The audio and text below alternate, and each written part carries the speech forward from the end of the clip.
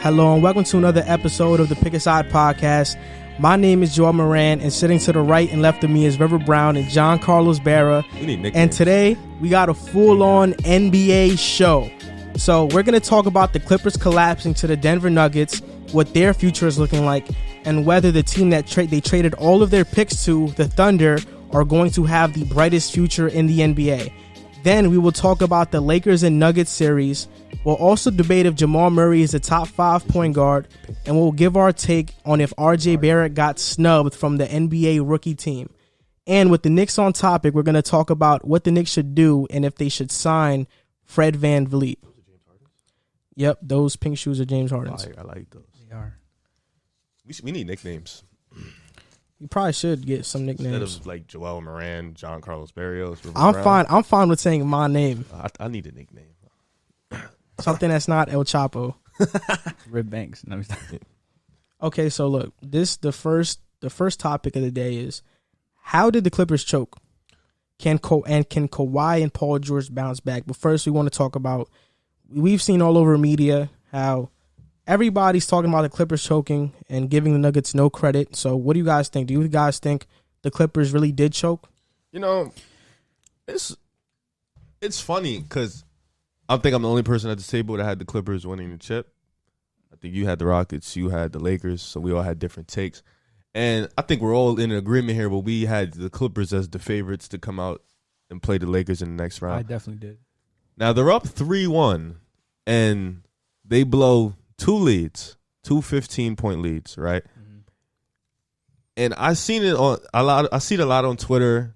Paul George is getting all the blame, this, that, and the third. He had 10 points in the Game 7. Kawhi had 14, but okay. He had a bad game. I don't think Lou Will scored 20 points one time in the 7 games, but okay. And then Montrezl Harrell, when he was on the court, the Clippers were outscored 61 points. But all right, Paul George gets all the blame, right? Even if I think with all the free agents that they had this year, Marcus Morris, Reggie Jackson, Montrezl, I think this was the year that they should have definitely went to the finals and won it all. Now, with their grit style, the way they approach games has been happening all year. They approach games pretty lackadaisical. They blow leads a lot. They tend to go up and they get lazy, or Doc Rivers makes bad subs, puts in the bench. So this is definitely probably up there with a 3-1 choke with Steph Curry in them, just for the simple fact that they were favorited so much and they were hyped all year, and then they just blow it in the end. So yeah, this is a bad choke. They were not a 73-9 win team though. They weren't, but the Warriors will always be worse. I didn't say it was worse than the Warriors. I said it's up there though. No, with them. I said the Warriors will always be worse. Yeah, definitely up there with them though. It's definitely with your boy Chris Paul though. Nah, yeah, Chris Paul choked against the Clippers when he was with the Clippers against Houston against my boy James Harden. He choked against Josh Smith. Josh Smith went off. Yeah. Nah, but James Harden had a great Game 7. He did. He closed them out. Look, I feel like you're way too soft on Paul George. PG-13. Because I know that Paul George, you like him way more than Kawhi. Paul George was one of your favorite players, but let's be honest. He didn't have a bad series against Denver. He didn't show up. His defense, 14 points is showing up? His defense was lazy. His defense was lazy all series. What? Nah, he was actually checking Jamal Murray really well. His defense was lazy all series. And you want to, didn't Paul George averaged 21, right? He averaged 20 or 21, right? No, for the entire playoffs? For that series. 20 points per game. 20. Kawhi averaged more than him.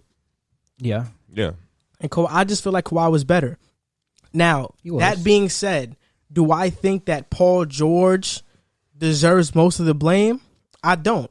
But he didn't show up either, and I don't think Kawhi showed up to the level we're normal to seeing him show up either. Aside from Jamal's 33-point game in Game 7, he didn't have any great game.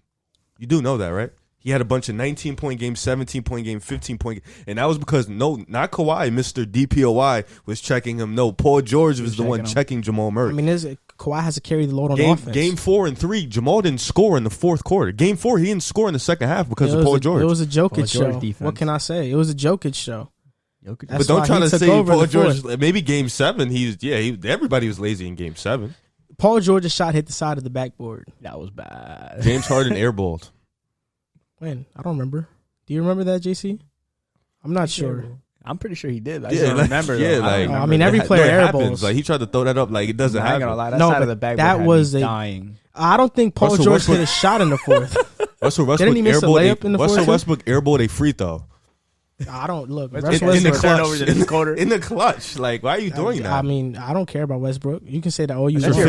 your man. He's crazy. Westbrook is not my favorite player. He's That's your one of favorite them. point guard though. He's not my favorite point guard. Who is? Or what? Who's your favorite point guard? Chris Paul? My favorite point guard, man, Dame. Dame is one of my favorites. He was slandering Chris him. Paul. Crazy. I like Kyrie too, man. I love Kyrie. Yeah. But look, man, Paul George, he didn't play to the all-star level that we're accustomed to seeing him playing. Yes, he didn't shoot bad from the field, but Who? Paul George, he didn't shoot bad from the field. He shot like, what, 38% from three? 39. 39? From the field, 39. Okay, yeah. And then from the three, 33%. Paul George, 33% against the Nuggets? I think he's doing the whole playoffs. The whole playoffs. Oh, no. I'm talking about just the Nuggets. Okay. Just the Nuggets. I mean, Paul George and Kawhi, I think they showed up more than anybody on the Clippers team. But I think the blame goes to Lou Williams, Sweet Pepper Lou. One, I can't even believe that he was not kicked out of the bubble for going to a strip club, and Daniel House was kicked out for just bringing somebody who worked at the bubble to his hotel room. That makes no sense to me. Nah, That's two different circumstances. Lou Will left the bubble and didn't get kicked out. Daniel House brought somebody in the bubble. No, she was working in the bubble. Oh, okay. Lou Will should have definitely. Granted, she was able to leave to her house, but she was working in the bubble. I He think didn't even show up, so it didn't even matter. who, Lou Will or who? Yeah, Lou Will. I mean, yeah, but horrible. this is why it was Lou Will's fault more than anybody else's, because he's known for his offense. And I remember telling you this. I told you I don't think Doc Rivers goes with the Lou Will closing lineup because they don't have any defense. They were, instead of Goodwill Hunting, they were Lou Will Hunting. They were Lou Will Hunting that whole series, getting favorable matchups on Lou Will. Yeah, you did tell me that, but I also told you that if his offense is on, then he's gonna be in the game. They're gonna sacrifice. And yeah, but he shot what, 35% from the field and 15% from three. Wasn't on. Horrible. So if he's like, come on, that's his fault. He's supposed to be that spark plug. Absolutely. And he just wasn't. He wasn't. And so I don't blame the series on Kawhi. I don't blame it on Paul George. I'm not gonna come here and slander them. I think this was on Lou Will. Damn. Lou Will had to show up. He didn't show up. I mean, hearing both of your takes, I kind of agree with both of them. I do believe that Lou Williams was supposed to be the X factor to the series. You know, you have a guy that comes off the bench, 6th man of the year, multiple times, going to give you 20 points a game. Neither 6-man showed up. I think a lot of people are letting Montrezl Harrell off the hook. I think he was easily just as bad as Lou Williams. I mean, for the entire playoffs, given he was come back from an injury, he only averaged 10 points. He's due for a contract. He didn't show up. Paul George, I mean, you can say he played the best against Denver, I guess, but even in the Dallas series, you know, he's had his moments where he was struggling. Game 7 was really bad. So I think this blame goes on everybody. I don't think it's all Paul George's fault. I do agree with Joel that it's Lou Williams and Montrezl Harrell. Those were the two X factors that you needed. Those the guys needed to come off the bench when Kawhi Leonard and Paul George are struggling. Their job is to pick up the scoring load, you know. But I think a lot of the blame goes for Doc Rivers as well. I agree with that. For multiple teams, I mean, he's blown 3-1 leads since 2003 up until now. So I think this is mainly the role players that blew this, but the way Kawhi Leonard and Paul George and the whole team played collectively and coached Game 7, I think it was everybody's fault, Game 7. But most of the blame, to me, if I were to pick someone to blame, is between Lou Will and Montrezl Harrell. Like, you have to be better than that. I think Montrezl came off a 6th man of the year award too, right? he just won it. You have to be better. You have to be better than 10 points and 3 rebounds. Lou Will, you have to give me more than 25% from the field and 15% from the 3. Like, you like, yes, it's a superstar-driven league, and they get blamed, but you guys people are nuts if you don't think Lou Will and Montrezl had anything to do with this. I think it was bad. More of the blame, not more. I think another person that we should blame is Steve Ballmer. Steve Ballmer? Let me tell you why. Let me just throw out this little hot take real quick. He built this team.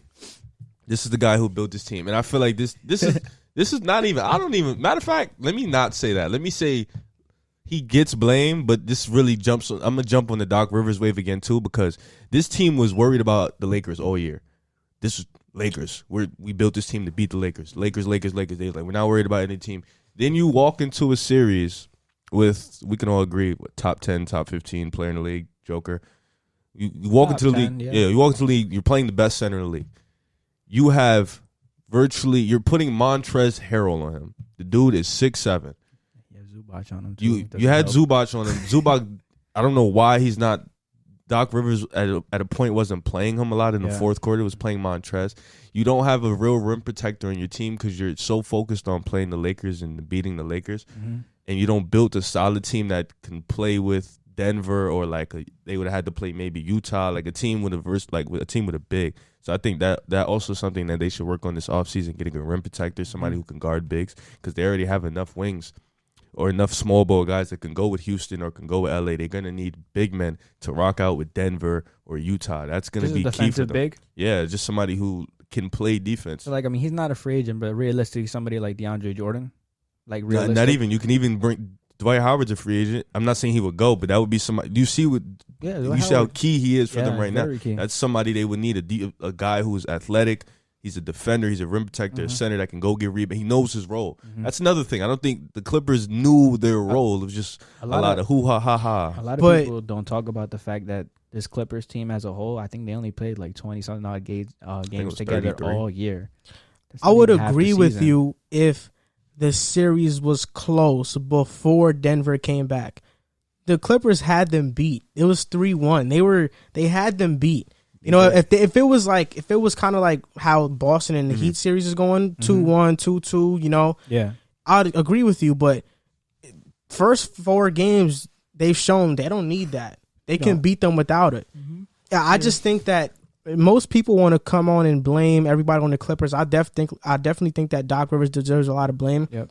But I just feel like Denver played a series that they'll never probably play again in their lives. Jokic was shooting 40% from 3. Jamal Murray shooting 50% from 3. Everybody was just going, and I think a guy nobody talks about is Gary Harris. He shot 42% from 3, and he was playing amazing defense as well. Stellar defense. He was a huge addition. So people want to put the blame on the Clippers, but in reality, I think there was a lot of things going wrong with that team. One, they didn't communicate effectively enough on defense. They have chemistry issues.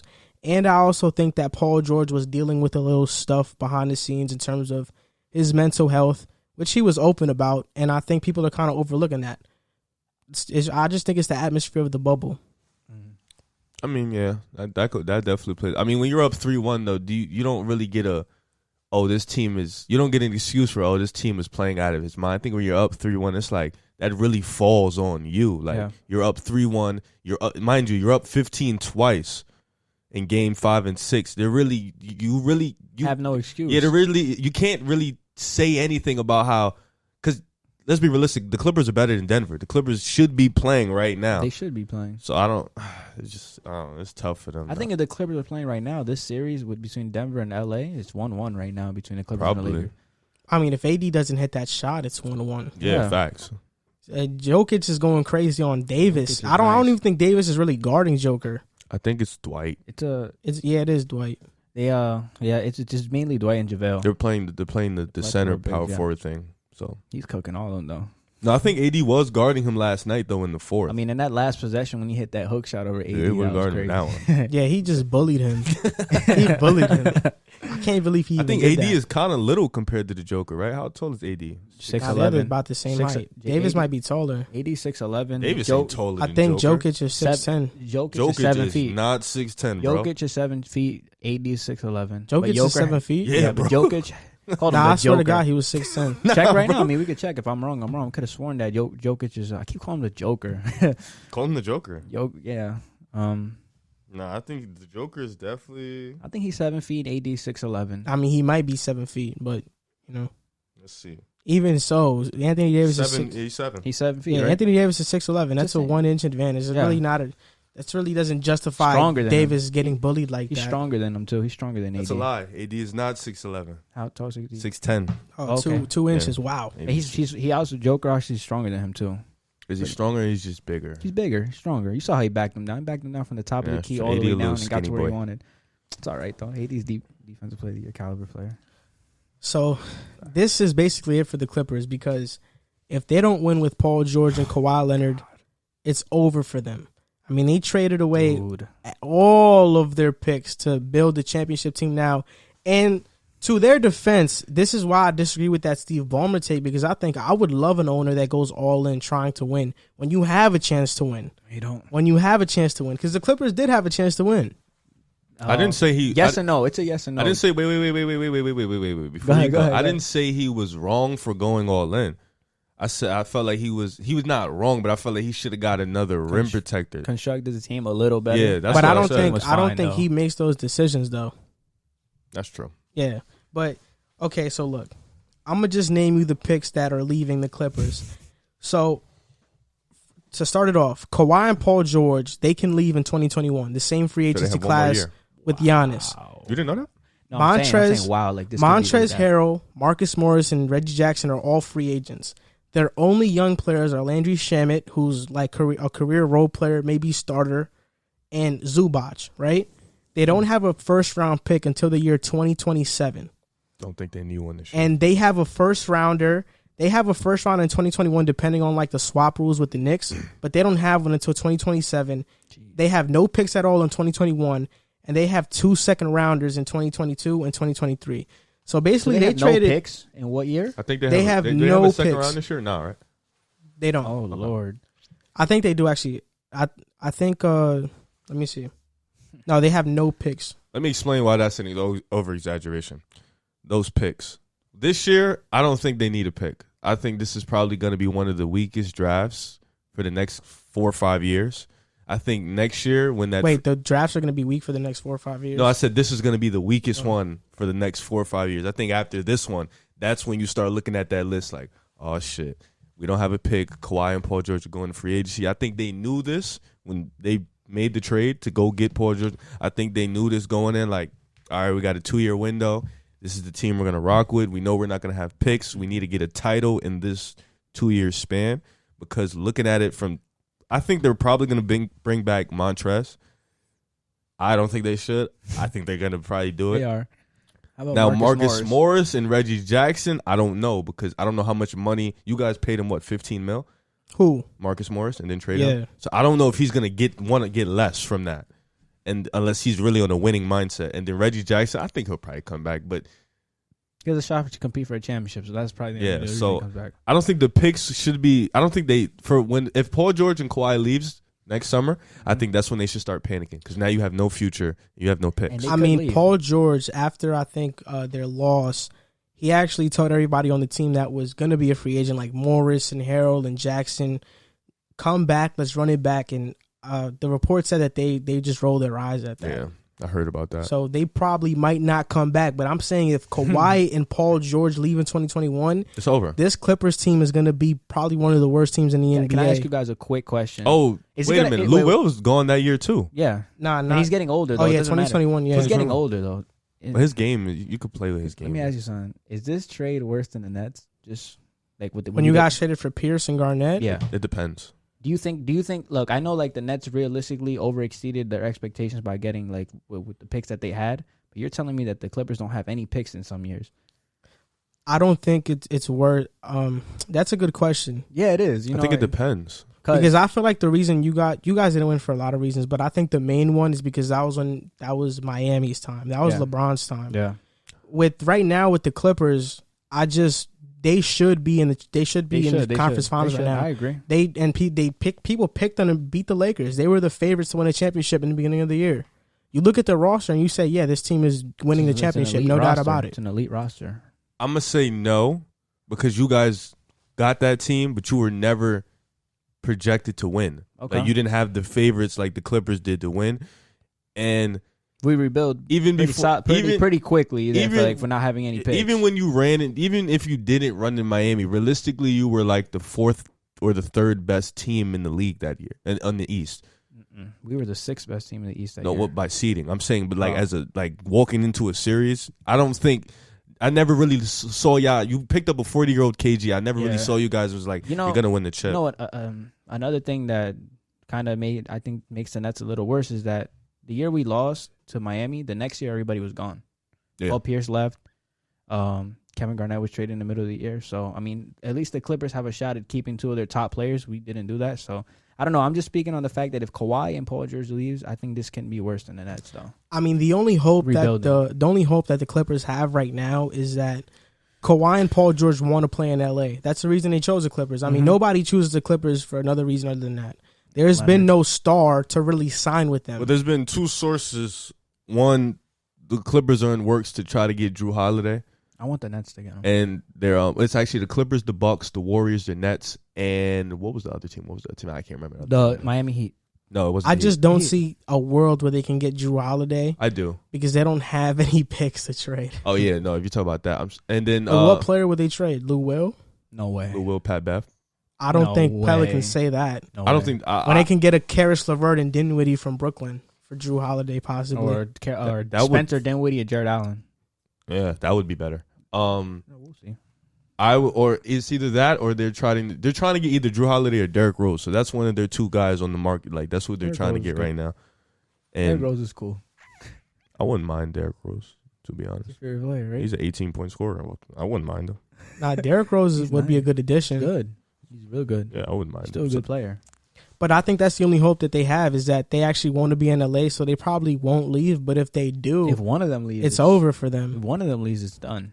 Well, the only thing they can do right now is request for a trade. And if the Clippers are lucky, they'll run it back next year and hopefully get far. If you see Kawhi and PG one out, luckily they asked to one out before the trade deadline so that you could go get some picks back, go get something back. Yeah. So hopefully that plans out for them. But if they walk into free agency and they're like, nah, we're gone, it's over. It's over. That's going to be the worst team in the league. Yeah, they're going to go through a very long rebuild. Very, very, very long time.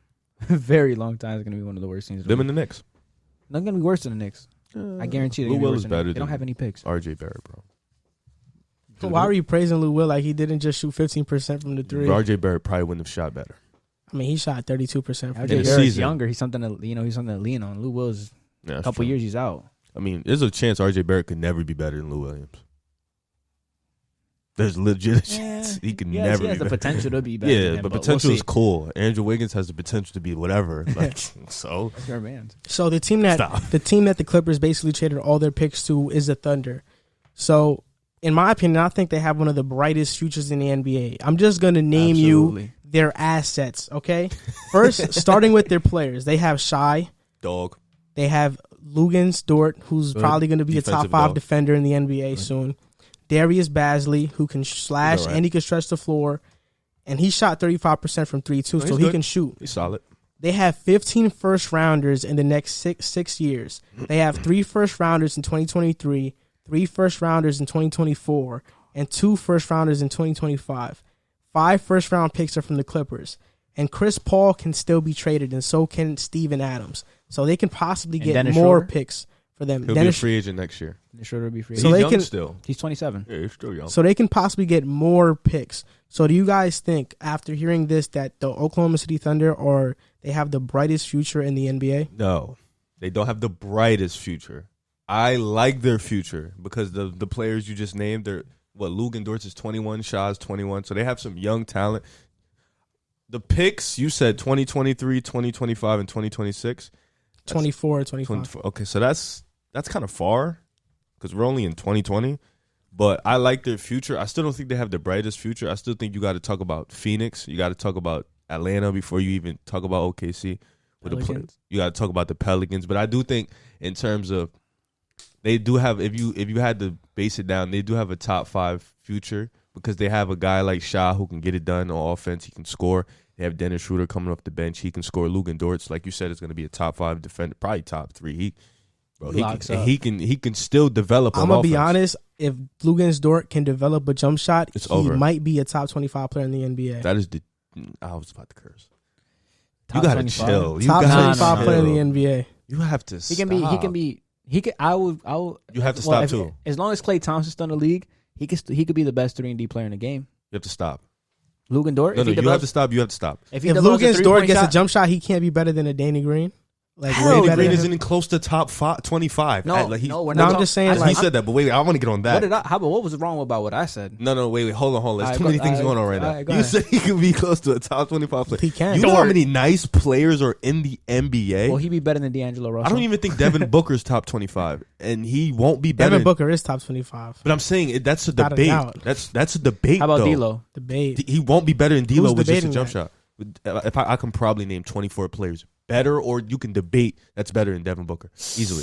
I don't have the time for that right now, but no, we'll do it all to No, I'm just saying easily. What you got? And if he's first of all, he's a 2 guard, right? Yeah. Oh my God, with a jump shot, he wouldn't be better than none of the top 2 guards in the league.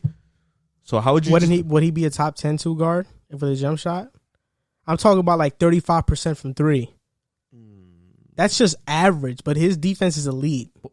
But he can't score. But if he can shoot, he can score. He'll literally be an above average Danny Green. That's not top 25. No, top 10 shooting guard. What do you think? Top 10 shooting guard. He wouldn't be a top 10 shooting guard? Would he be better than? He wouldn't be a more valuable player than, let's say, a CJ McCollum? Absolutely not. The second scorer on the team? No. This guy who can go get his own bucket at any time in the game? What's wrong with you? You give me a lockdown defender. I'd rather have him over a guy. Depends like on your McCollum. team. You put him on Portland, they're not going to go anywhere. No, they're not. They're not. If Lukas Dort has a jump shot, they're not going to be as good. 35%. Dame is going to have to create every single play. Oh, that's fine. It's not. He doesn't have to play defense. Lukas Dort is going to strap the best player on that team. The best backcourt player on that team. Wait, well, what's wrong about what I said? What did you say? I said the best 3-and-D player in the game. It's going to take him a while to touch Clay. No, I said, like, forget Clay. He's not, but, like, would he be at least the second best 3-and-D player in the game? He's only shooting 35%. But his defense is incredible, though. His defense is incredible. So that's not a top 2 3-and-D guy. What about Darius Bazley? What do you think his ceiling is? I don't know. He's a very weird player. 4. I think he can be John Collins. Yo, what the? Hell no. Darius Bazley can't be a John 20 Collins. and 10, John Have Collins? you seen John Collins play? I've seen him play. Bro. He's nice. Yeah, but they don't play nothing alike. No. I think he's more like a Michael Beasley with a jump shot. He could be a stretch 4. That's what I think he's like. Michael Beasley does have a jump shot. He does. He didn't have a jump shot coming in. I was going to say a better Channing Frye. What the hell? A better Channing Frye. Channing Frye, all he did was shoot threes. I think Darius, but he's a Channing Frye is a Frank Kaminsky. Yeah, he's right about that one. Kaminsky sucked. He's not bad. I mean, Darius Blaze, he's kind of in betweener. I don't know if he's like a real 4. So you say he's a 3-point shooting slasher? That's his name. He could shoot. He can slash. And he could shoot too. Yeah, he can. No, I'm saying he could shoot too. I'm saying you don't think that John Collins right now is averaging 20 and 10. You don't think that Bazley, if he starts, can touch that? I think he can. John Collins is an inside-outside like player, his ceiling, though. His ceiling like is right away starting. I say in the next 2 years he could probably touch that if he gets starters minutes. minutes. See how his game develops. I'm saying his ceiling. I'm not saying that's what he's gonna do. I'm just saying that's Collins though. I mean, you see that, John Collins? But that's not an over the top ceiling. No, I don't see. Where'd you see the game? Like the comparison inside out. They can both slash, and John Collins stretches the floor a lot. Yeah, but he's more. But he's more of a big man though. Like he plays the 5 in Atlanta too. You wouldn't put Darius at the 5. I think he does. I didn't notice his defense is pretty bad. Oh no, it's horrible. I won't argue that. But like John Collins is more of a big man. Darius is more like a 3 that can play the 4 or 5. John Collins. Who cares if you're a big man if you can't play defense? I mean, honestly, the Joker can't play defense. He actually is not that bad a defender. Like statistically, analytically, he's not. He's really not. He's okay. I've grown to seeing him in the series in the last couple. He's okay, but he's not like what the stats say he is. Yeah, like come on. We're not about to compare Joker's impact to like John Collins. We didn't at all. Nobody said that. Yeah, we but talking about I defense. know, but their defense is. Like, they're both not that great defenders. Not at all. But Joker's offense impact but is you just just so said, much more. You're starting a whole new debate. Yeah, you are. You said, who cares about a player if they can't play defense? I said the Joker doesn't play defense. Steph Curry doesn't play defense. Steph Curry does play defense. Kyrie Irving doesn't play defense. At all. Dame does not play D. Up until recently, James Harden didn't really play defense. Up until but recently, we can't even talk about those players because they're winning. Superstar level they're players. winning. But then don't say John that. Collins is on a losing team. He's a loser. Yeah, but just don't say that. He's a loser. Don't say that. Okay, so Darius Bazley just made the playoffs. It wasn't because he of him. didn't just. First of all, wait a minute. You're not going to do He that. hit some huge threes versus the Rockets. What huge 3 did he hit? He hit some in Game 7. No, he's right. He was hitting huge threes. Though. No, he was hitting huge threes. But Darius Bazley didn't make the playoffs, so let's cut that down. No, he did make the playoffs. No. Technically, he did, but it wasn't because of him. He got minutes in the playoffs, and he was phenomenal in his minutes. It's the bubble. Let's be realistic. It's the bubble. Who cares? He wasn't going to play if it wasn't the bubble. Honestly, he wasn't gonna play if it wasn't the bubble. We're having Why? a whole debate about Baisley, bro. Why wouldn't he have played? Because, bro, the bubble was just a different environment, bro. A lot of people weren't gonna play if it weren't for the bubble. How many people opted out from OKC in the bubble? I don't think nobody. If none and he's getting burned, then that's okay. Then that's something that's okay. The bubble got people. The bubble got people playing like different stars, bro. He was not gonna play like that in front of a home court, like in front of a arena with fans in a playoff environment. Jamal, who? You think Jamal Murray would have? Yeah, I think he would have did all right. No, you're right. He would have played better in front of fans. I doubt it. Darius Bazley's the type of guy that gets energized. You don't even know him like that. I don't even know why you're saying that like that. Like, Tell me, don't sleep on Darius Bazley. Don't sleep on him, man. Why we talking? I don't know. He's crazy. How you going? So look, right now the conference finals is going on. Lakers, Denver. Lakers are up 2-0 at the time of this recording. So, I mean, can Denver come back? They're down 2-0. Can they come back? Can they make this a series? Absolutely. I think outside of that shot, it would have been a series if AD doesn't hit that big shot, which is crazy. I ain't gonna lie. You said Kobe. Yeah, y'all got to stop at that. Just let that man die. But yeah, I feel like it would have been a series. I think Denver has shown that they're a resilient team, that they can come back at any moment. And it's a funny stat that I saw yesterday, and it said when Jamal Murray sat down for 3 minutes and 46 seconds, Denver was outscored by 19 points and had 2 turnovers. When he was in the game, they were actually outscoring the Lakers by 4 points. So that's something that should definitely be considered. And Denver has to figure out what they're going to do with Jamal Murray sitting out, or if they're going to play him the whole time. But other than that, I think Denver could definitely come back, win 2 straight, make it a series. They have the team for it. They just got to make some adjustments. That's all. They're done. The Denver Nuggets are done. That game they're that game 2 was their game to take. If they would have won that game, we didn't say that multiple times by Denver. Let's be honest. This is LeBron James, man. This is LeBron James. You said that like this is LeBron James. Time out, like what? You said that like that name holds weight in the playoff. AD? Yeah, you holding said weight right now. But you said it like it holds weight in the playoffs. Right it doesn't hold. It doesn't hold weight in the playoffs. Listen, if Anthony Davis doesn't hit that game winner, this series goes 5. Nah, the Lakers win 3 straight.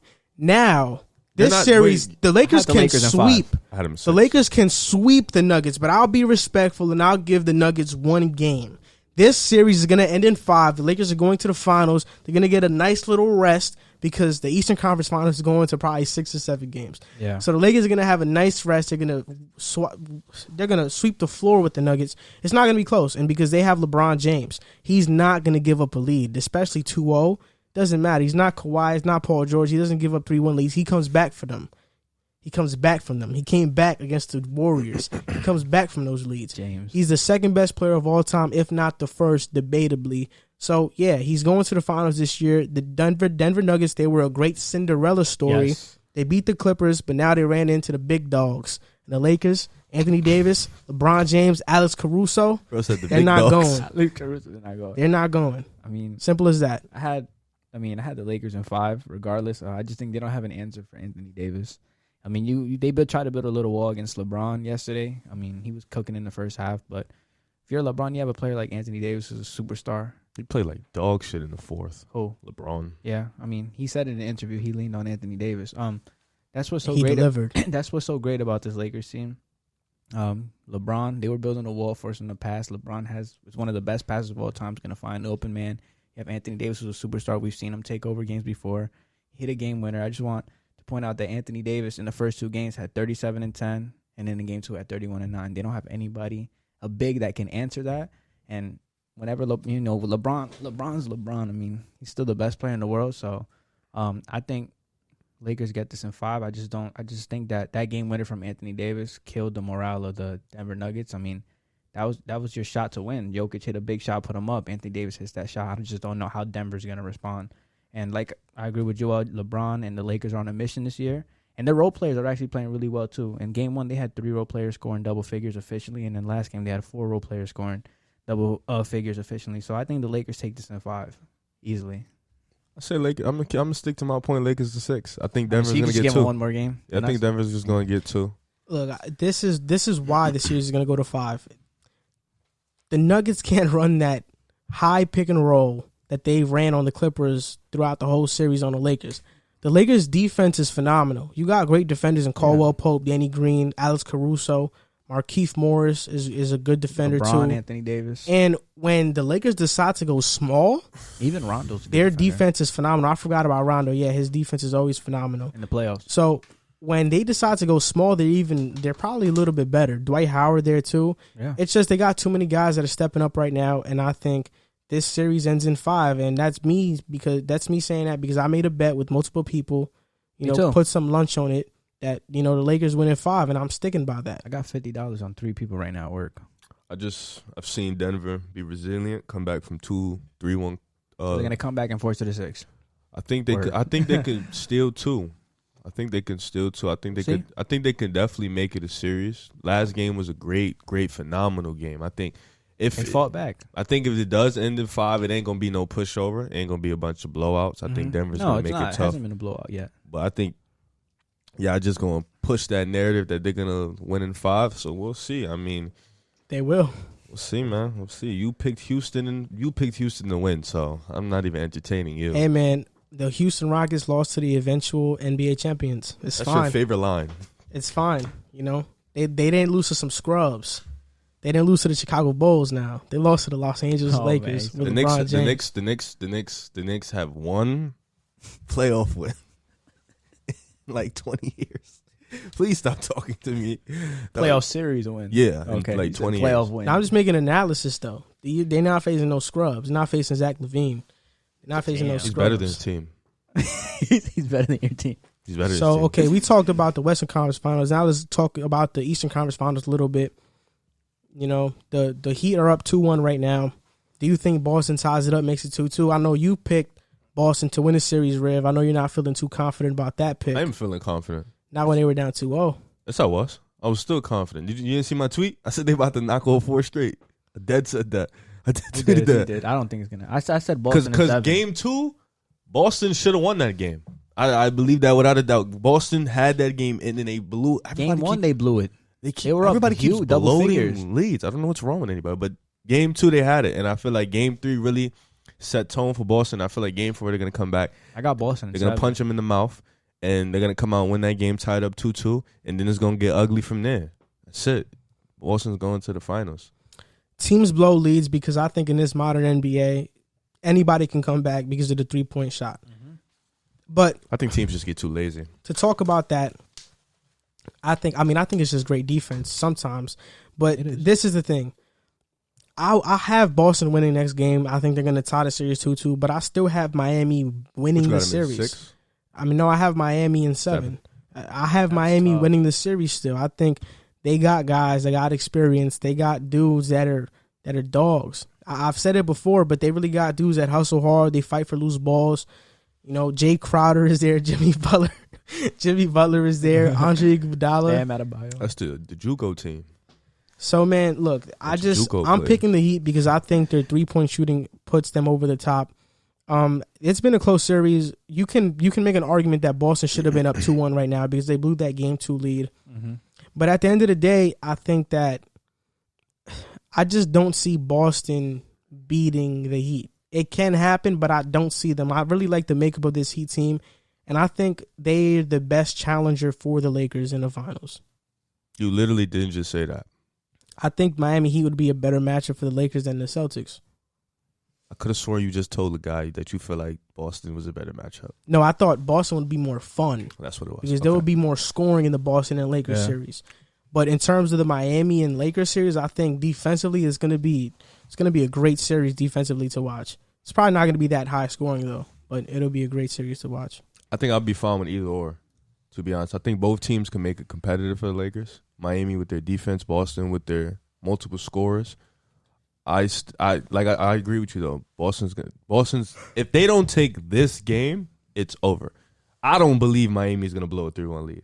I don't know about you guys. I don't think Miami's going to. I think they're too disciplined. Eric Spoelstra got them too wired in. I don't think Jimmy Butler would allow them to blow a 3-1 lead. They come out every game like they're down in the series. Yeah, so I don't think they'll blow a 3-1 lead. So this is a must-win for Boston right here. Game 4 is a must-win for Boston, and I think they'll pull it out, definitely. I agree. I mean, when we were picking the the playoff winners for the Eastern and Western Conference Finals, I still had Boston in 7. I'm still going to stick with that. I agree with both of you. I think Boston's going to come out and win the next game. I think from there, Miami Heat will take the game after that. Then Boston will take the game after that, and we'll see ourselves in Game 7. Now, I said Boston in 7 just because I feel like they just have better scorers on the roster. You know, they have Jason Tatum, who's been playing pretty well. Jaylen Brown's been playing okay. Kemba Walker needs to step up. This is the second series in a row where he hasn't performed, and you got like Kemba Walker's that guy that whenever you're Jaylen Brown or Jason Tatum, those guys aren't performing, you need Kemba Walker to step up and play well. I need to see more out of Kemba Walker. But like I said, I just think if this goes to 7, I think Boston has a better team on paper. Yeah, I do. Personally, I do. I mean, if you look and Miami, yeah, I just think Miami plays harder, but I definitely think Boston is the more talented team than Miami. I think they're top heavy. If we go top to bottom, top heavy, Boston's talented. Miami has a better bench for sure. So you would say Miami's the better team? No, Miami has a better bench, but the starting 5, I think Boston Boston has a better top heavy. I would say Miami, you could run 8, 9, 10 deep. So, I don't think you could do that to Boston. I mean, if we go to 7, like I said, I got Boston winning in 7. We were talking about the Nuggets. You were about to say something? No, I was just going to shout out Grant Williams. I like his game. He's a good player. Reminds me of PJ Tucker a lot. Yeah, he does, right? Yeah, like same size and all He's that. A good player. Yeah, I like him now. He's a solid player. Shout out to him. He might not be the best 3-point corner shooter of all time, but it's the corner, super bro. athletic. Super athletic. I think he protect the rim. Yeah, he's going to be good for them. He's going to be good for them. So we were talking about the Nuggets a couple of minutes ago, and just to go back on that subject, we're going to talk about their star player, not Jokic. We're going to talk about Jamal Murray. So do you think, guys, right now, Jamal Murray is a top 5 point guard in the NBA? And before you answer that question, that's not including players like Luka or LeBron James. Or James Harden. Why would I include LeBron? James Harden. Well, LeBron's a point guard. He led the league in assists. I asked him that earlier. He just said he's a more of a point forward. Because I see Luke as a point forward as well. Just like I see LeBron. Oh, he said we can have Ben Simmons. He's a point. No, he's actually a point guard. I consider Ben Simmons a point guard. So do you think Jamal Murray is a top 5 point guard? Hell no. Hell no. I don't think so either. It's not. No. I think what people do is they fall in love with the moment. And the moment is right now Jamal Murray is on fire. But if we really had to run down the list of point guards, he's not close to the top 5. Like, it's not even close at all. I mean, I see you're disagreeing, so I want to hear I want to hear your top 5 list first. Let's run down the list. He will never be better than Steph Curry. Well, just put down your 5. You don't have to be disrespectful to Jamal Murray now. Disrespectful or a realist? Okay. It's going to take him years to be better than Steph Curry, so that's the one. He's not better than Dame. No. He's not better than Kyrie. Hell no. He's not better than Westbrook. Absolutely not. He's not better than Chris Paul. I don't think he's better than Kyle Lowry. That's just me. I think he's better than Trae Young. No, he's not better than Trae Young. So what? I don't think he's that much better. I think him and Ben Simmons are a debate. So if you really, because what offense? Yeah, Jamal got it. What about the other side? Distributing the ball, Ben Simmons got it. Defensively, Ben Simmons made an all-defensive first. Even finishing, Ben Simmons has it. Just as a shooter, yeah, Jamal got it. But he's balling out. Jamal's not even a point guard on his team. It's the Joker. Let's be realistic. Like, come on. Am I missing any point guards? I'm not. No, that would be. He's better than Kemba. That's debatable too. Legit. That's about 8 point guards he knocked off. Before the season started John this Moran year, might be better than him. Wow. So before the season started, this is what Bleacher Report had ranked above Jamal Murray, right? These are the top 10 point guards. Bleacher Report, you said? Yeah. Okay. Trae Young, Kyle Lowry, Chris Paul, De'Aaron Fox, Kemba Walker, Ben Simmons, Russell Westbrook, Kyrie Irving, Dame, and Steph. They had Fox? Really? Yeah, they had Fox. He is tough. But listen, I'm gonna say this right now. After the series and after what we've seen in the playoffs, he is easily a top 5 player, and it's no debate. No top 5 point guard, and it's no debate. Where do you have him? The only player I have over him is Steph, Dame, Kyrie, and Chris Paul is a toss-up. But I have Jamal Murray at that 4th or 5th spot, and I'll tell you why. See, Riv, what is something that you love to use the most when you like evaluating players? Oh, the playoffs matter. I want to see what he does in the playoffs. Whenever Harden scores 35 in the season, I want to see what he does in the playoffs. Well, Jamal Murray scored 18 points per game. He's been scoring that for the last 2 years. And in the playoffs, he stepped up. Last year had 21. He had 21 last year, 4 rebounds, 5 assists, shooting 43% from the field and 34% from three. Not amazing. But then he said, look, I need to work on my game. Mm-hmm. I need to get back in the gym. I need to become a better shooter. And now this year in the playoffs, he's averaging 27, 5, 6 assists, 51% from the field, and 50% from three. It's tough. So I would put Westbrook over him, but Westbrook cannot shoot right now. If I'm on the team, then I'm picking Jamal Murray over Westbrook. I think Jamal Murray adds more value than Westbrook right now because he can stretch the floor. Real quick. Stop talking. So you mean to tell me if you have a team and you need to get that team to the playoffs and that guy has to run the offense, no, you're taking Jamal Murray. He doesn't have the Joker. This is not Denver. You're taking Jamal Murray over Russell Westbrook? I'm taking Jamal Murray all day. What is he showing you that he can run his own team? He hasn't even done this for He's shown me coming back from 14 against the Clippers, leading those comebacks, leading the comebacks against the Utah Jazz in the playoffs. I thought the Joker led the comebacks. But leading those comebacks against the Utah Jazz. He had 2 50-point games in the series. So did Donovan Mitchell. Okay, yeah, I love Donovan Mitchell, but you're talking about point guards right now. Donovan is not a point guard. Jamal Murray had 2 50-point games. James Harden has not even had one in the playoffs, and Jamal Murray had 2 in the series. So where his rank was what on that list? 5. No, on that list right there. What do you mean? What list? Like the list you just named me. All the point guards that were ahead of him. Well, before the season, he was like 14th. And you mean 13th. To tell me he jumped to 5 because of a because of playoff series? Because of the team that you picked to go to the NBA Finals. Can I talk? Can I talk? So he jumped to 5 because he had a pedestrian regular season, and then capped it off. 18. Isn't that Kyle Lowry numbers? I mean, Kyle Lowry. We know Kyle Lowry does way more. Jamal Murray does way more too, man. Jamal Murray is his gravity is crazy. He's not even the gravity. His gravity is crazy. I only say that when I talk about Steph Curry. We're talking about gravity with a guy who plays with a bunch of shooters. And now he's better than Kemba too. He is better than Kemba. So far in his postseason, he is. Let's just be honest. In the postseason, I'll tell you what. And if you're talking about the postseason, like obviously, but that's when it matters, right? Yeah, to you, that's when it matters. If we're walking in next year into a regular season, and all you have to tell me is Jamal Murray is better than this guy because he played 2 playoff series this great, and another guy has a whole career where he showed you he's been that dominant. I'm gonna look at you and I'm gonna laugh in your face because there is no way in hell that Westbrook has done this much in his career, and then you took 2 playoff series and said, "Okay, this guy is better than him." 4. That's ridiculous. 4. You didn't say he was better than Westbrook last year, so cut it out. No, I didn't. But I from the sample size in the playoffs, I think he's trending towards that direction. Westbrook is gonna fall off. Let's just be honest. He relies on athleticism. He can't shoot. He's not built to win on teams. Jamal Murray is built to win. Westbrook, look, I'm not debating that Westbrook is not a better. He has a better resume. Of course, Westbrook is probably going to go down as a better player, maybe depending on the leaps Jamal Murray takes. What leaps? He's gonna take a leap, man. You'll see. But look, he doesn't play. Russell, talking of all time, Russell Westbrook. He obviously has a better track record and resume. But I'm talking about starting the team today. Next year, I'm taking Jamal Murray over Westbrook. No debate. 32. I'm taking, but we talking about right now. Who's a top 5 point guard right now? Jamal Murray is a top 5 point guard. What happened before the bubble? You're taking a 36-year-old Kyle Lowry over Jamal Murray right now?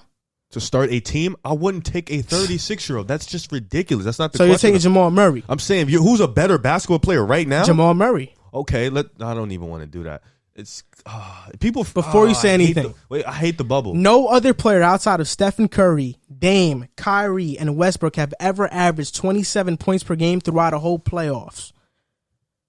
Okay. Those are what? Those are 1, 2, 3. Those are 4 players. Those aren't 5. So Jamal Murray, he did average 27, 5 right there. That's why he's top 5. Wait. So that's he's top 5. Wait. So that's a knock. Easily. Wait. So because you don't average 27 points in the series, that's a knock to your game. No, 27 points throughout the playoffs. That's a knock to your game. So that's a knock to Chris Paul. No, that's not a knock to Chris Paul. You didn't name Chris Paul. No, because he didn't do that ever. But I Chris Paul is better than him right now, right? I think Chris Paul because of his leadership. Yes, but I'll still. So why isn't Kyle Lowry better than him? Because Kyle Lowry isn't Chris Paul. No, I'm talking about why isn't Kyle Lowry better than Jamal Murray? His leadership is. He's not Chris Paul leadership. He's not, but he's not floor general leader. He's not a floor general like Chris Paul. He's not, but he's a better floor general than Jamal Murray. He's a better defender than Jamal Murray. So what? It's like we forget. It's like people forget. It's like this is why I hate. This is one of the reasons why I hate the bubble. people forget. Like it's like this is AAU basketball. People are walking into gyms, nobody's watching them, and they're just hooping, and it's fun, it's interesting. Everybody likes that, it's cool. Jamal Murray is he has potential. What is he, like 24? 23. Hey, nice. This is AAU basketball, but Kemba hasn't been hooping. 23. Okay. He's what, 23? Yeah. Okay, so he's probably like 20. Doesn't matter. He has great potential, but people forget. Like it's like, and you even tweeted this yourself. This is why you're such a hypocrite. You tweeted Russell Westbrook looks injured when he was playing in the series. You tweeted that. That's something you tweeted. I said he looks hurt. Injured, hurt. Okay. You tweeted that. And it's like people forget what Russell Westbrook was doing pre-bubble. It's like people just... 3 first-round exits? You really want to go down that road? Russell Westbrook. You said statistically this was the best season Westbrook's had. And what was it, 27? What? He was his most efficient year. And he shot 47% from the field. That's bad.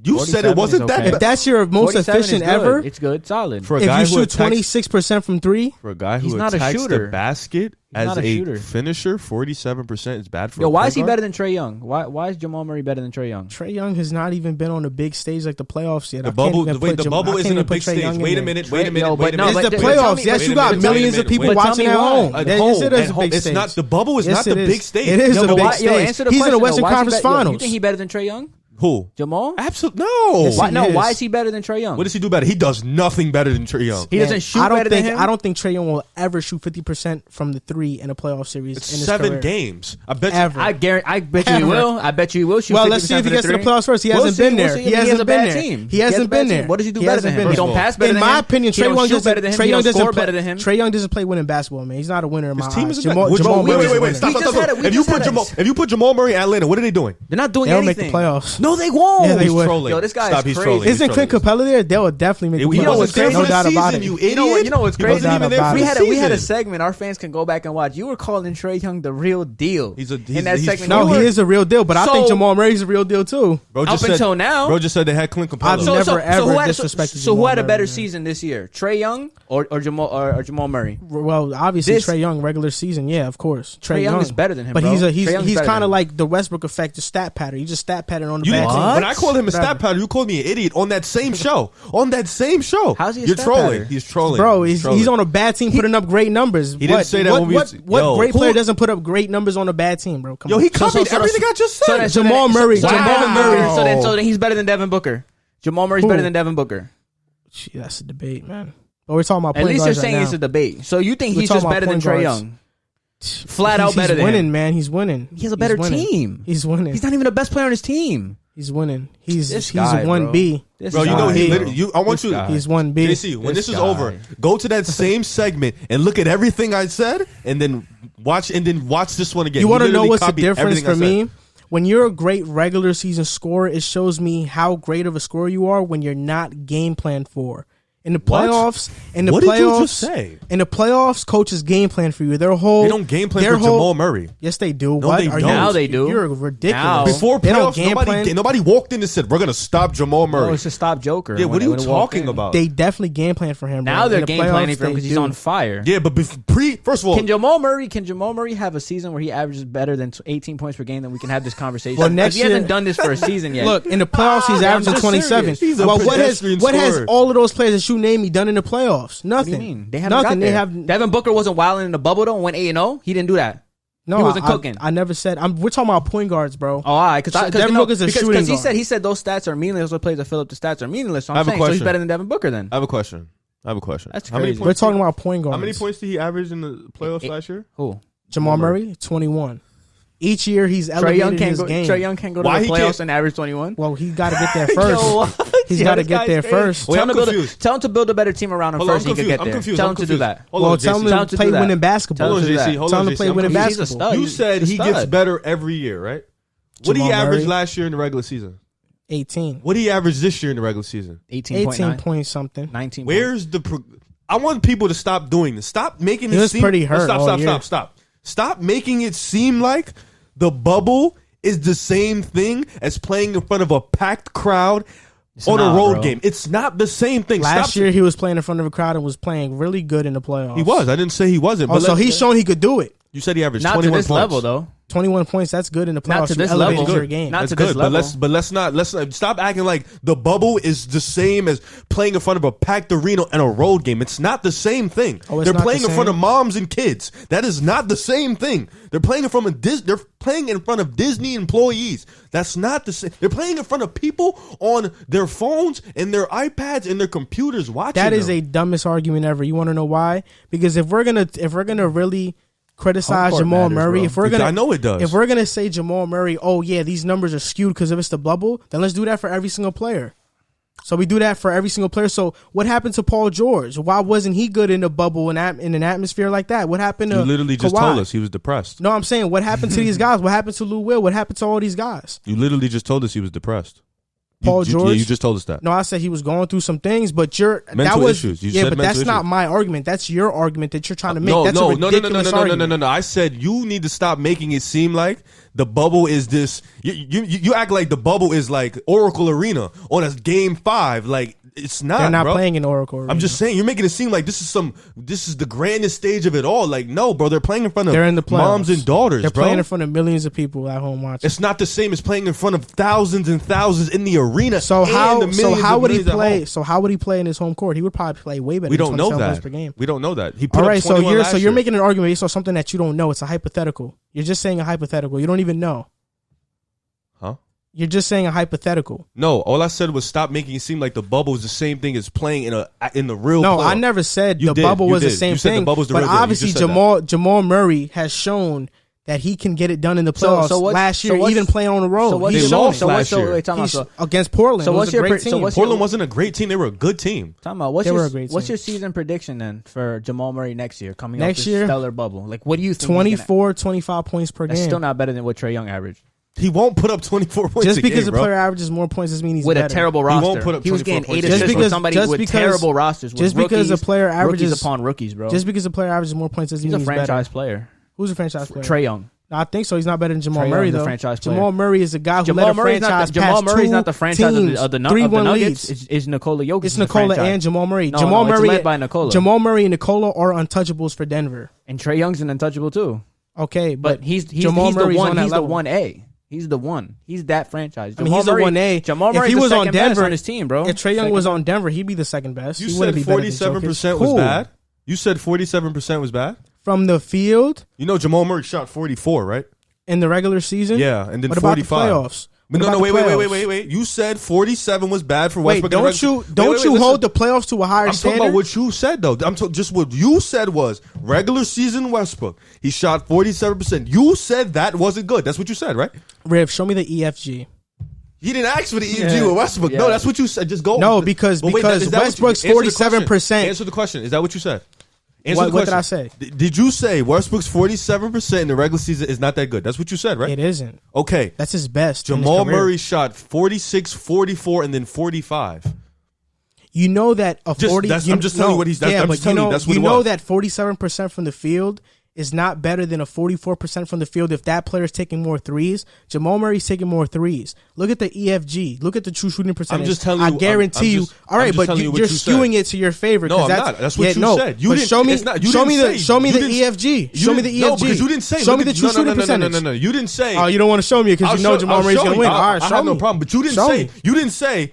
Oh, Westbrook shooting 47% from the field. That's not that bad, but let's check his EFG to see if that's any better. You didn't say that. You didn't bring up EFG one time. You just kept it at field goal percentage. So I'm going to do what you did. I'm keeping it at field goal percentage because that's what you did. Don't try to flip it to EFG after you field goal said. percentage. There's different. It There's is, but differences to it. But you said, I quote. But you're just admitting Westbrook's- that there's difference to it, right? But There's you, differences to it is. You even just told us they're different. But yet you said Westbrook's 47% is not that bad. Even though you said after check EFG. You didn't say that for Westbrook. Wait, you I didn't said give it's him not that that argument. bad? But What you do you didn't mean? give Westbrook that fair share of argument to look at his EFG. Because You his just kept EFG it- is bad. You want to see What's it? bad? What's bad for EFG? What's bad? Below 50%. He shoots 26% from three. He can't shoot. His We know free that. throw shooting has dipped since forever. It's been dipping every So year. aside from shooting, what does Jamal Murray do better than him? Nothing. Spaces the floor better. Man, he doesn't make. What does that mean? He doesn't make. Wait. He doesn't make horrible decisions like Westbrook with the Wait, ball. stop. What is spacing clutch. that floor? Wait. Clutch. No, stop. Jamal Murray has it all. Man. What does spacing? What does that mean? Spacing. What do you mean? So Duncan Robinson's better than Westbrook because he can space the floor? No, Duncan Robinson isn't Jamal Murray though. You said that like that was some Jesus. So what else he does better? No, but that's a dumbass argument. So no, you said because he spaces the floor better. No, you asked me what does he do better, and I named you something he does better. He spaces the floor better. He doesn't make turnovers. He doesn't make bad mistakes. He takes care of the ball. Okay, what else? I haven't heard of like what else? I mean, off the ball, they're probably the same defender. You're struggling. Oh, no, Westbrook's not a good defender. He gets lost He's a better off the defender ball than Jamal Murray. He's one of the best off-ball defenders at his position, bro. Westbrook? Yes. Don't watch how many basketball. times has he led the league in steals? What are you talking about? Westbrook's led the league in steals? Yes. Search that up. I don't think you watch Westbrook, bro. He just had 2 steals this year. You said he led the league. I said he's led the league before in steals. Search that up. All right, he's had 2. All right, search it.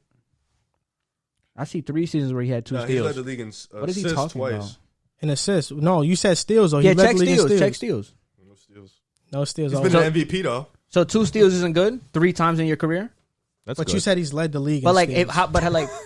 That's not. I never said it wasn't good, but you said he's led the league in steals. So what did he finish in these 2 years? 2.1 and 2.0. What did he finish in the league? But that doesn't mean he's a great off-ball defender. I watch Westbrook play, bro. He gets lost. So off Jamal the ball Murray's a good off-ball defender too. Better than Westbrook. And you watch Jamal Murray all year like you do Westbrook. No, I mean I watch Jamal Murray way more. Put that cap on. And I watch Westbrook too though, because I watch the Rockets and I watch him cost Rockets the games.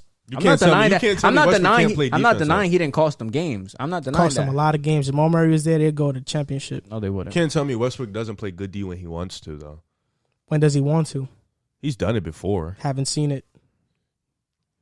This guy. When has he played great defense on an opposing point guard? He got lit up by Dame. When has Jamal Murray played great defense on an opposing point guard? Jamal Murray didn't even guard Dame. He didn't even guard Dame. What the hell?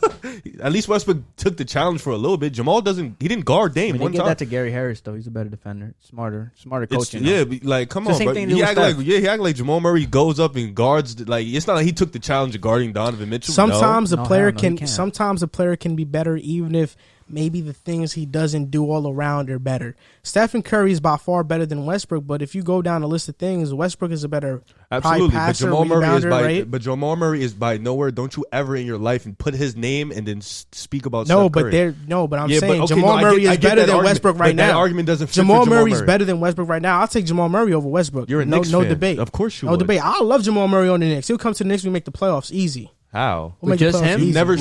Just him. I guarantee you make it with Westbrook before him. Nah, he's crazy. We've seen Westbrook do it. We haven't seen Jamal Murray. I've seen Westbrook get eliminated 3 times in a row in the first round. You said that. And Harden had to save him. You're the same person that said that the Oklahoma City Thunder constructed a terrible team with no shooters around Westbrook as MVP year. And he still got him to the 6th seed. Still got him there. Until I saw the roster he was with in Houston when he had spacing and wasn't able to capitalize because Westbrook's biggest strength is pick and roll. And he wasn't able to do that, which he was able to do with Steven Adams, and he was in OKC. And that's his most effective, and he's not even that good at that. Probably most overrated MVP of all time. That's not what you were saying. Yeah, you flip-flop a lot. Probably most overrated MVP of all time. Still better than Jamal Murray.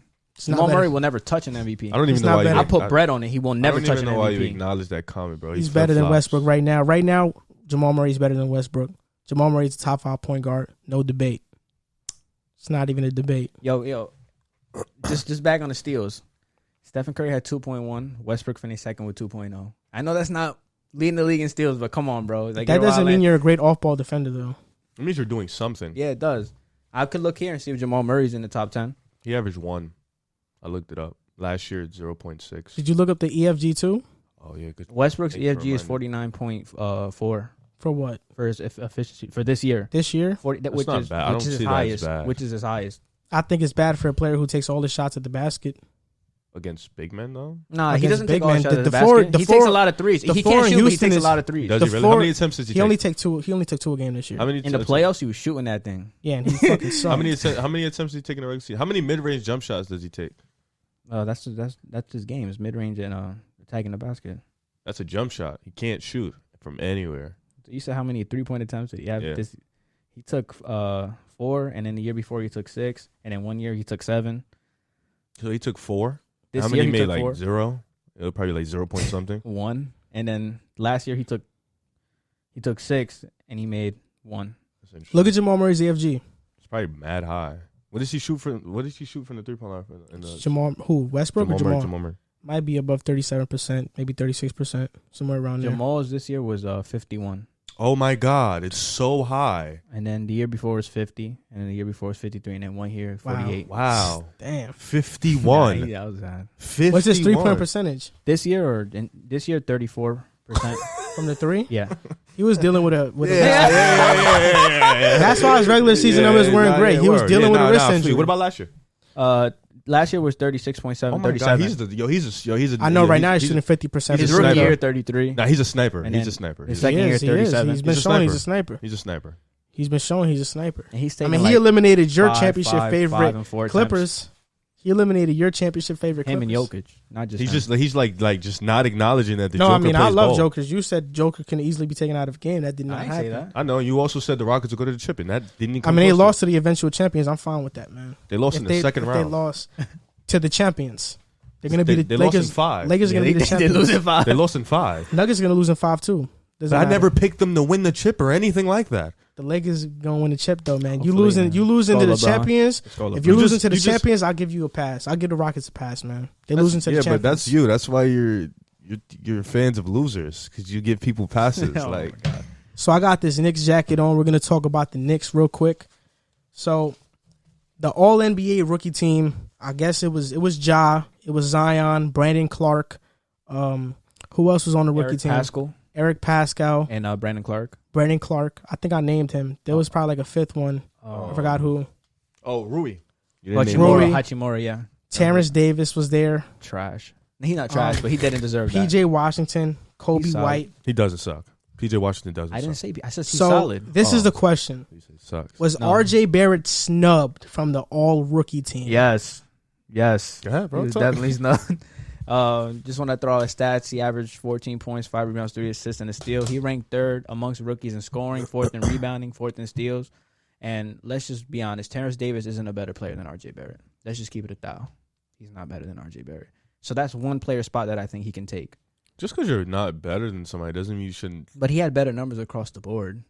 That's true. I mean, he did have more opportunity for it, but come on, if Terrence Davis is on the Knicks, he's not averaging 14 Listen, I'm points, not bro. just saying this because I'm a Knicks fan, but He I'm got saying snubbed. this He got as snubbed. somebody who looks at the game and critiques it in a great manner. Barely. This is what I'm going to say. The media is out to get the Knicks. The media is out to get RJ Barrett. His team's performance didn't help either. In the It media, doesn't the matter Knicks about your in team the media, the think Knicks that's the are reason viewed why. as a Nah, for in the rookie media. The Knicks are hated, so they always want to make some narratives about them. So this is what they made: RJ Barrett being snubbed. Look, RJ Barrett finished top 6 in points, steals, rebounds, and assists. He averaged 14, 5, and 3, like JC said. And analytically, he had the worst space team in the NBA, the New York Knicks. He didn't help that with process Julius, either. Though. with Julius Randle, okay, but his game is a slash. You got to fit your third Why overall would you pick's fit game. a rookie's? Yo, Joel, You got to fit Yo, your let me third ask- overall pick's Let me ask you game. a question. So you're on board with what I said about like the Knicks losing is the reason why he got snubbed, right? I don't the even most think part? it's that Because besides winning, the Hornets lost. Besides winning, what has Terrence Davis done that's better This- than RJ this is- Barrett?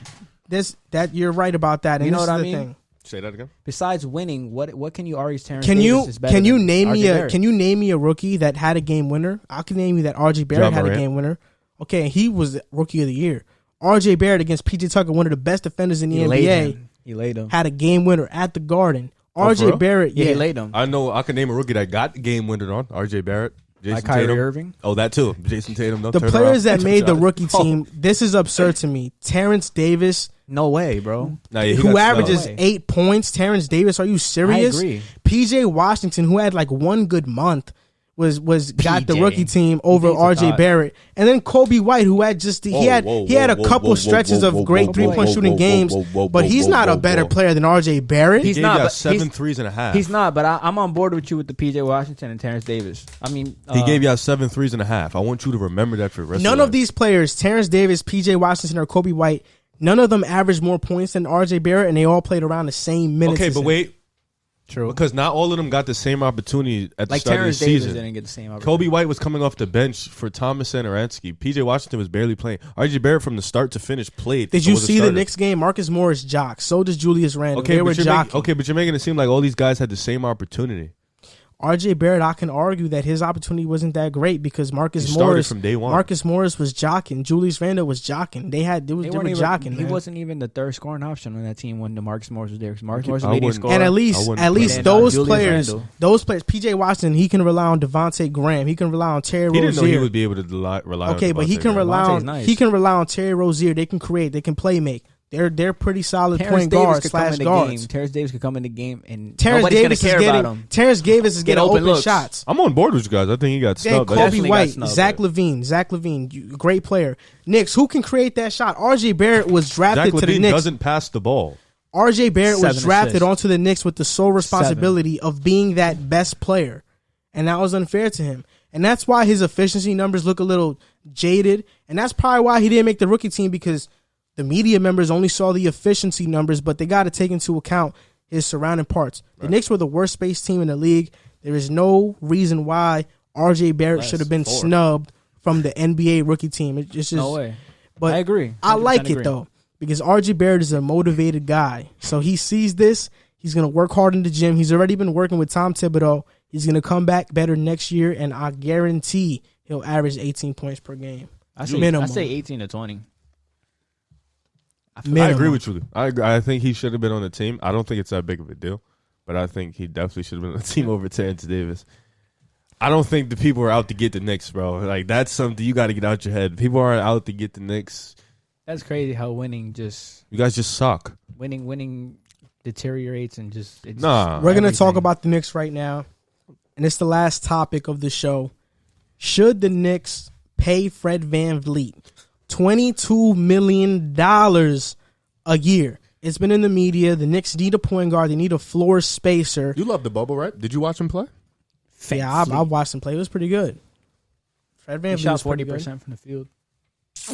He was pretty good where? He shot 18 points per game, and I'm talking about against Boston.